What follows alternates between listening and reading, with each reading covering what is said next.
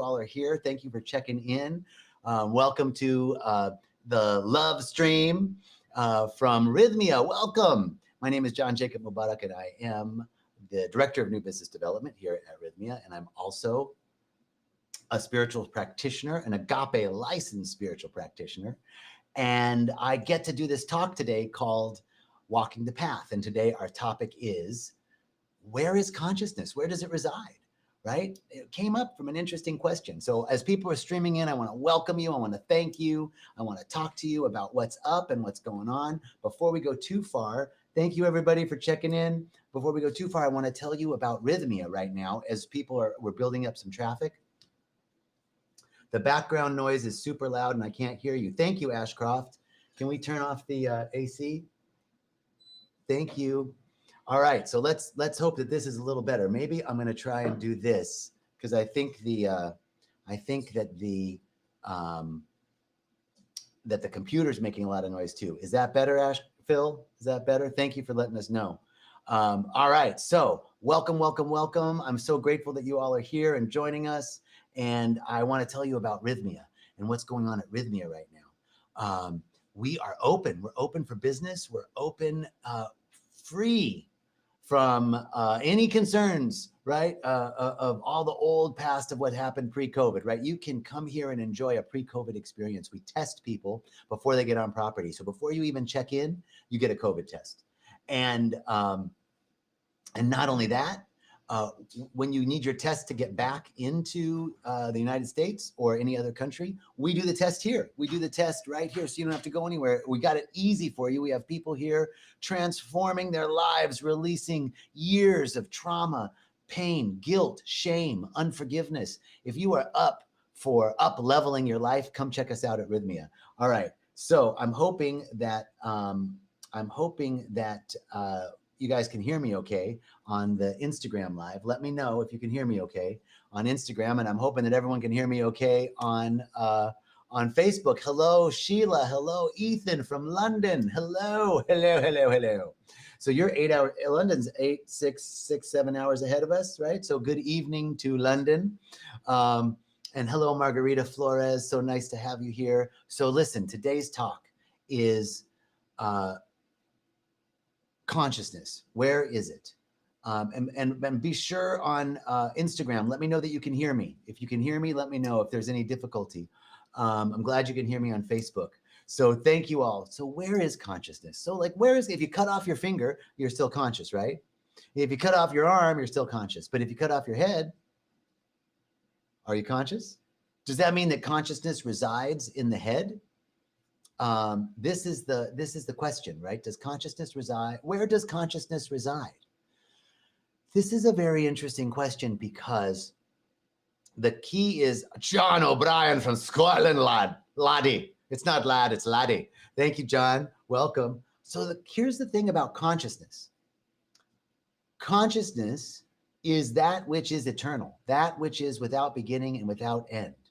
If you closed your eyes right now, close your eyes, take a minute, close your eyes with me, and begin to empty yourself of any thoughts of who you are, your job, your sibling, are you a sibling, are you a brother, a sister, a mother, a father, a son, a daughter, a niece, a nephew, a colleague at work, all those ideas of who you are, a football player, a tennis player, a dancer, an athlete, a singer,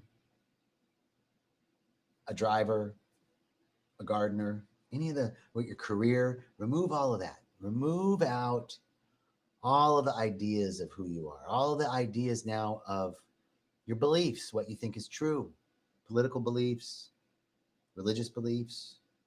Just empty. Anything that comes up, you're emptying it, letting it go, just setting it aside. Just keep emptying. And soon you get a sense of this blackness that you're looking into, this void. Now, who's observing that void? What is that? What is that that's removing the things, the ideas, the concepts of who you are? What is that? Can you travel? Can it travel? Can you go zoom really far out, really far out? Where are you now? Go to the farthest reaches of the universe. Where is it? Is it still there? Is that thing still there? This is the idea of that which is eternal, that which is unchanging, that which is beyond the Alpha and the Omega, that which has no birth and no death, no before consciousness. So let's just take a deep breath. And as we exhale, allow your eyes to flutter open. That was just a little bit of a little example of what it is that we're talking about, this sense of consciousness. And consciousness does not reside in the brain, right? It does not end and that's what we think of it, right? Like it needs to be measured, right? We need to be able to put electrodes to our head and measure what consciousness is. So when the brain stops functioning, where does consciousness go? There's all sorts of stories of people who have been dead, physically dead. There's no brain function. And yet they have full conscious experiences of a near-death experience. Anita Morjani is one of the people that came to Rythmia, and is certified to be one of the longest people that were dead that are now living, right? So we have evidence of lots of conscious experience beyond the functioning of the brain. So the next piece of that is, then where is consciousness? Well, there's a metaphysical principle that we live and move and have our beingness in consciousness.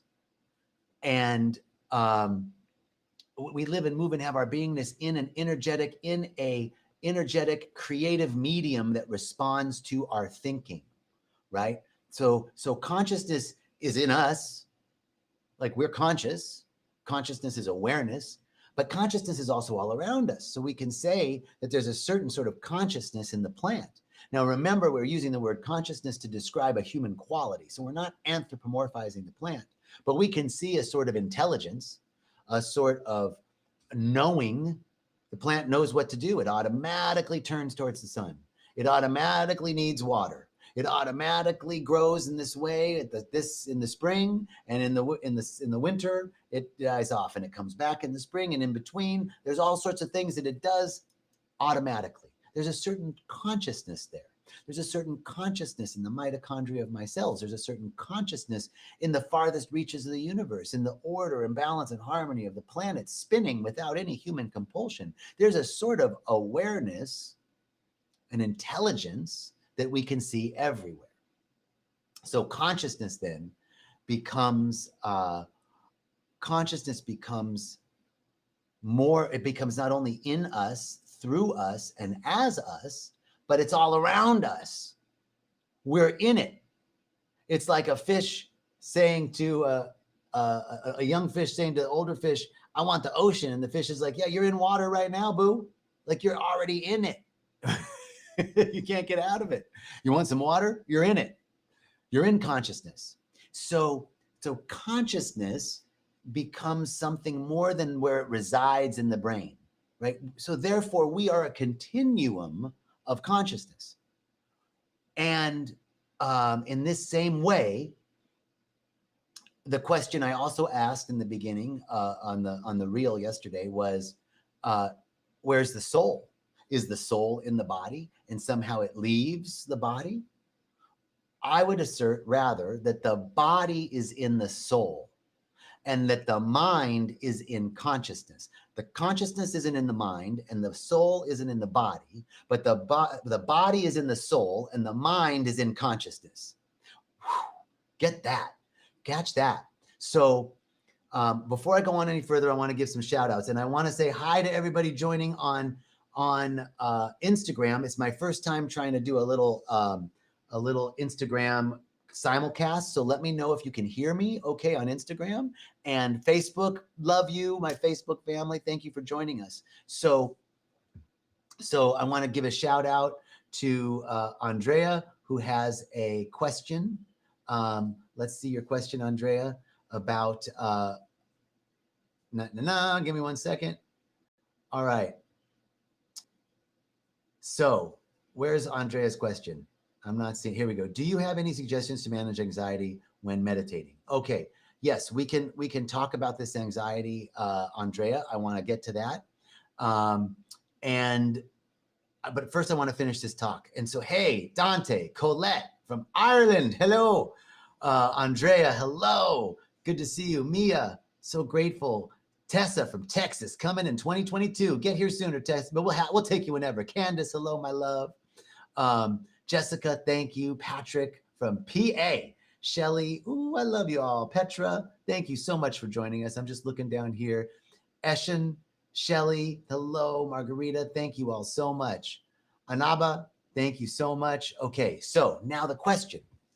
So if the body is in the soul and the mind is in consciousness, then it is the truth of the metaphysical principle that everything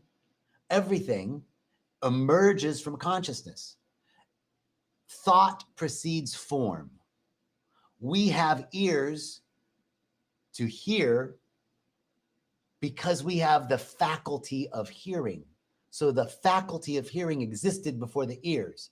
The faculty of seeing existed before we had eyes. We must have the thought in order for it to be manifest. Guess what? That's biblical, baby. Hey, Dorota. Hey, Maria. Hey, Petra. That's biblical. Think about this. Genesis, in the beginning, there was the Word, and the Word was with God, and the Word became flesh. That's outlining exactly what we're talking about. Man, I'm telling you, if you read the Bible, for me, reading the Bible from the old school Christian perspective doesn't give me much. When I personally read the Bible from a metaphysical perspective, wow, it's rich. And you can see in Genesis, we're talking about the process of manifestation. In the beginning was the Word. What's a word? A word is a vibration. We speak it, and it becomes a frequency, a vibration. Okay, sound's gone wrong. All right, so something's wrong with the sound. So yeah, you guys, I'm so sorry about that. I'll get that handled with the Instagram. So in the beginning there was the Word, and the Word became flesh. In the beginning there was an idea. In the beginning there was a thought, and the thought was expressed in vibration, and that vibration became flesh. This is guess what that is? That's E equals MC squared. That is energy becomes matter in time and space. Energy becomes matter in time and space. So in the beginning there was a thought, and what is a thought but a mental unit of energy? An energy, thank you, Reverend Michael, by the way. That's a Reverend Michael. I learned that from Reverend Michael. In the beginning there was a thought. The thought is yes, before the Word was a thought. Beginning there was a thought. The thought became the Word. The Word was a vibration. It was spoken, and it was spoken at a frequency, and then that frequency lowered its vibration. Energy becomes matter. At that point of E equals MC squared, where energy becomes matter, it becomes manifest as flesh. Consciousness precedes form. So the body is not, the consciousness is not in the body or in the mind. Consciousness precedes form. The body is a condensate of the thought form of you in the mind of God. In the beginning, there was the Word, and the Word was with God, and the Word became flesh. The Word became manifest. So consciousness then precedes form, and the form is an extension of consciousness. So consciousness isn't in the mind. Consciousness is in us and around us and through us, and we are an energetic spectrum or continuum of that consciousness. The soul is that same thing.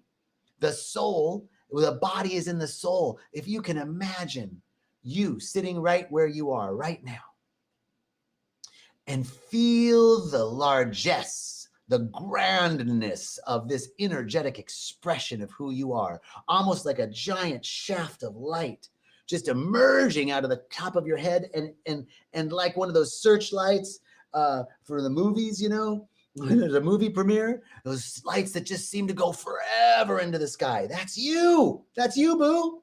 That's who you are. That's who I am. And this extension is the energetic continuum of who you are. And it takes form and it becomes a lower vibration and a lower vibration until it's you.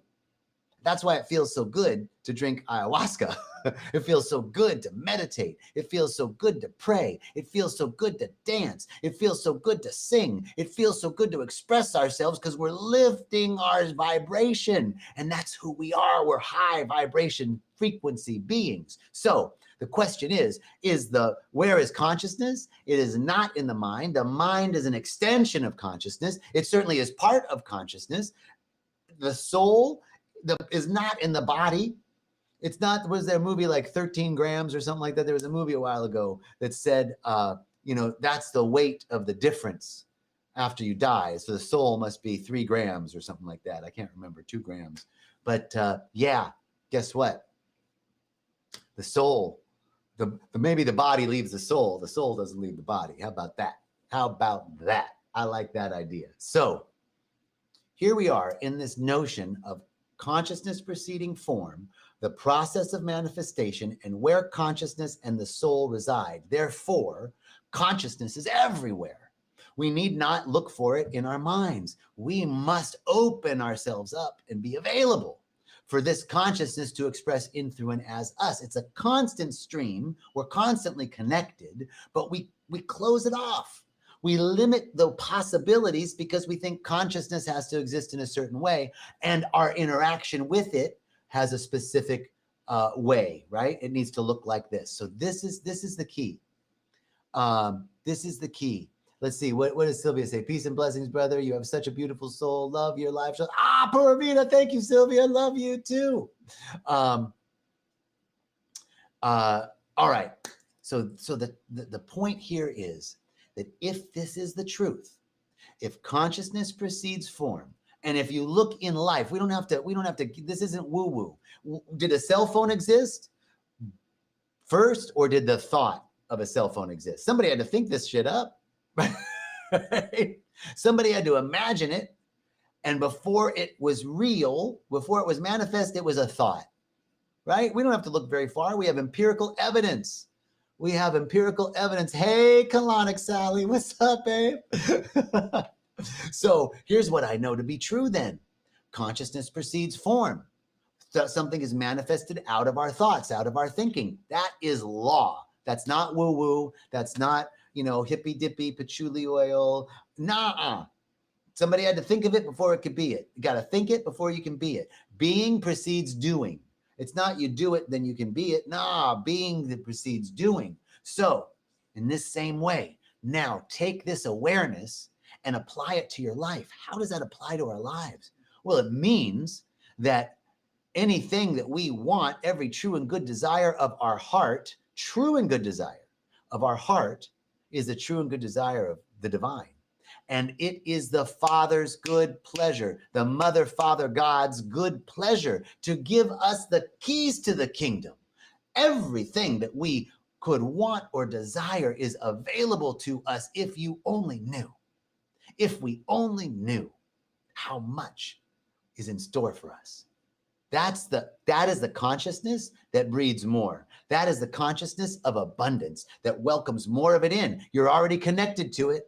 You're already part of it. You just have to open up more to the realization of this truth, that there is an extension of consciousness culminating in the expression of who you are, and that you are an open channel for more of that good to express in, through, and as you. We just need to open up. We just need to keep ourselves lifted above confusion. What happens when we start to get in our density and we start to think that this is it, right? That consciousness must be inside here. Then we're this succinct and separate thing. And then things get real heavy, right? But when I can open up to the possibility that this is an extension of consciousness, a condensation of consciousness, then this form is connected to that consciousness always, and therefore I have access to the infinite. You have access to the infinite. already. We just have to remind ourselves of it.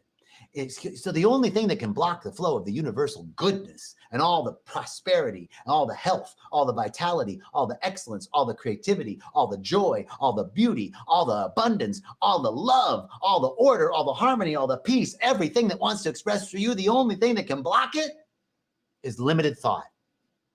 And it's not blocking it from expressing everywhere. It's just blocking it from expressing through us. So that's why we say it's so important to keep yourself lifted in high consciousness, to remind ourselves of this truth that the soul isn't in the body's in the soul. Who we are is so huge, so big, that our problems we're not facing our problems. Our problems are facing us. They're facing the hugeness of who we are, an extension of consciousness of God, the consciousness of the divine. Woo! I'm feeling it today. So then in this way, we can begin to dissolve our problems, quote, problems and challenges and obstacles, not by chipping away at them, but by opening up, by becoming aware of our connection to consciousness itself, to the consciousness which produces all consciousness, which produces all form, that from which all form emerges. You're connected to it already.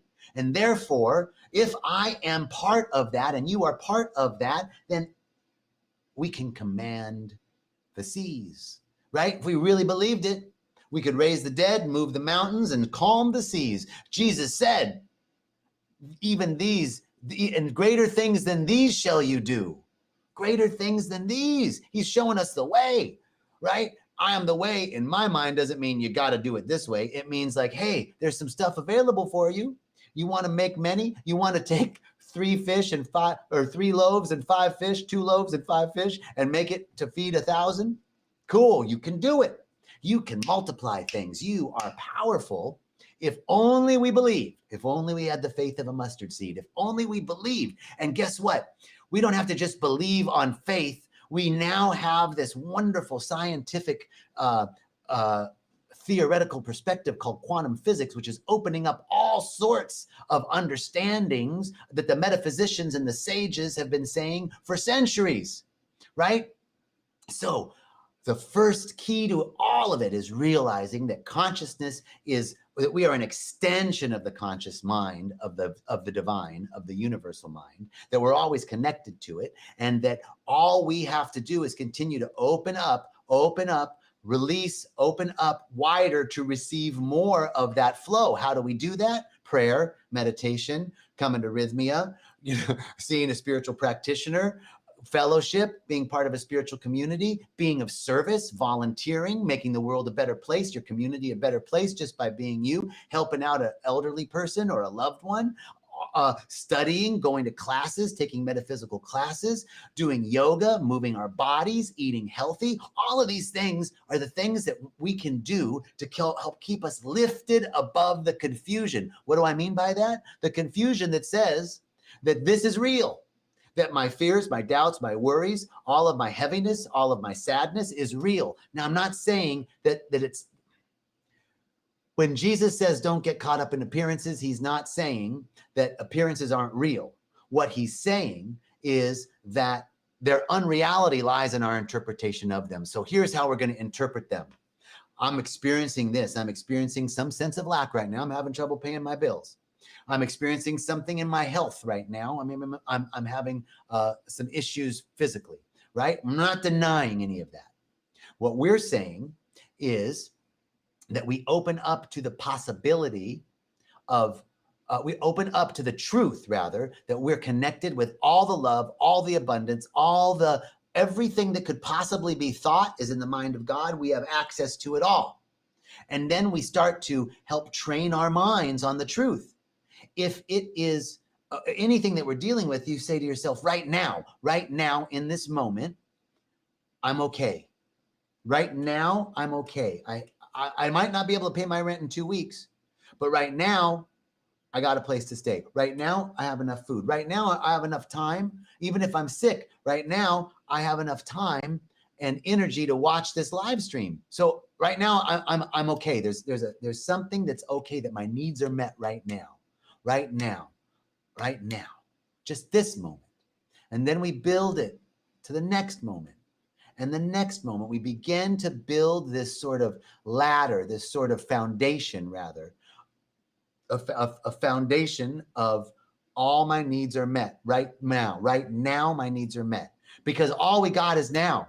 Here's the thing, when you get to the future, it's going to be now. So you might as well, it's only now, right?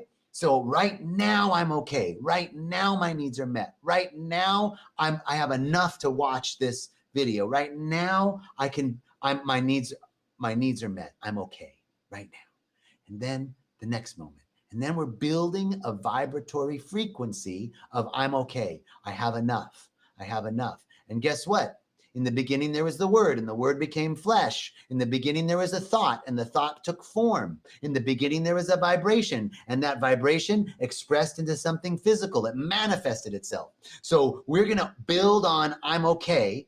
All my needs are met right now. And we're going to build on that and watch as the universal principle of organization begins to organize things in a way that you could not imagine, and better than you could have imagined, in a way that if you said, well, my prosperity and abundance look like me paying my rent right now, that's the only way you can receive prosperity and abundance. But what are the qualities of what you're looking for? You're looking for divine right housing. Well, what if somebody said to you, you know what? I'm going to be out of town for the next 6 months and I need somebody to watch my house. Would you and your children like to come stay in my house for free and watch it for 6 months? Would that be okay? You didn't have to pay rent for 6 months, right? So we don't want to limit it. We don't want to limit it. We want to be focused on the qualities of it. What is it that I'm looking for? What are the qualities, right? If I'm suffering from physical illness right now, and my quality then would be health and vitality. So it might not be that I'm healed from the disease that I'm suffering from right now, or the malady or the illness, but what if I had health and vitality, right? What if the disease or illness is manageable, right? So it doesn't have to look like a cure, but the quality of health and vitality wouldn't matter if you had the disease. If I have health and vitality, I'm cool, right? So we want to take that, turn it into a quality, and then focus on that quality that right now I have that. Right now I have that. I'm okay. My needs are met right now, right now, right now. My needs are met. And then you're building that vibratory frequency, that consciousness of I have enough. And that is what becomes flesh. That is what manifests. Originally the thought, consciousness precedes form. Watch it happen. Watch it and direct message me when it does. I want to hear some great stories of manifestation. I'll tell you a crazy story of manifestation.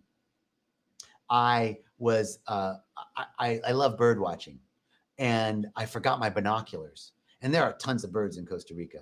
So I forgot my binoculars, and I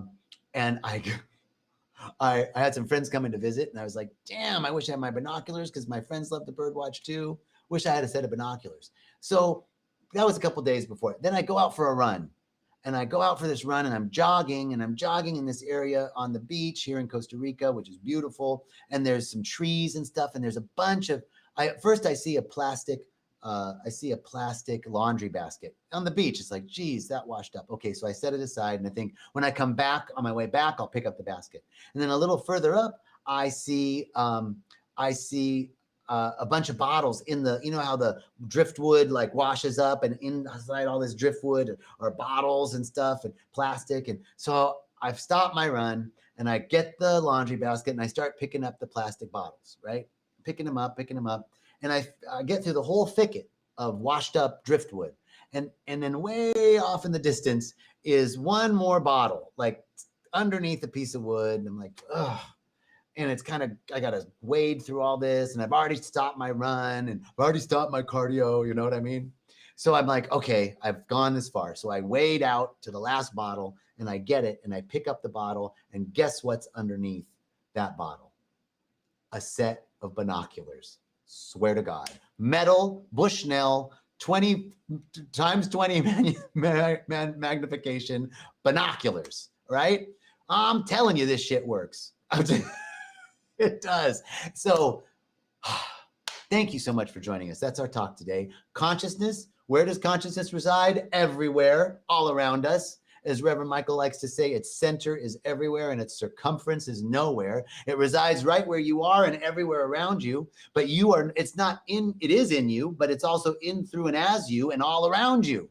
So the soul, the body's in the soul, the mind is in consciousness. We are a condensate of that original thought, that original idea. And so we also have the power to use our thoughts to manifest things. It's already done. It's already done. It's already done.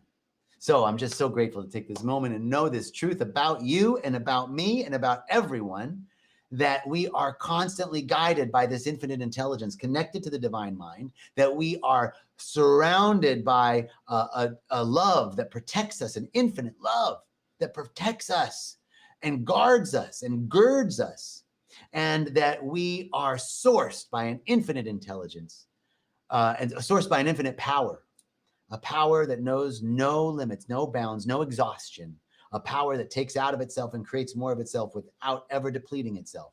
So this is what I know. Peace and blessings, much love, and I'll see you soon. Bye. Thank you. Thank you.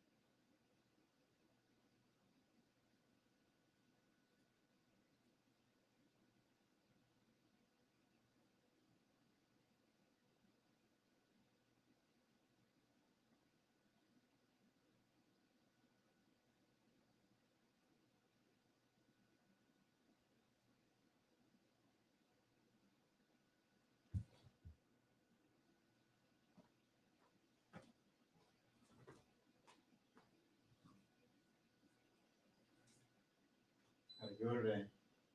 Dude, I thought it was great. I was really happy. Oh, we got a desk in here. Yeah. I can come work. Yeah, there's a little workstation here. All right, I might pop in.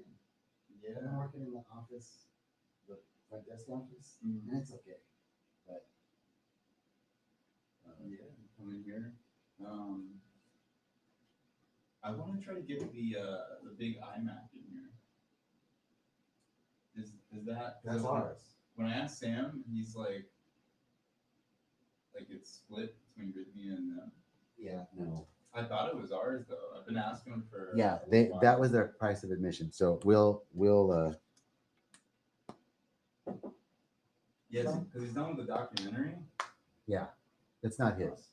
Okay, it's ours, and they basically part of the cost of them completing the film was contributing $2,500 to that.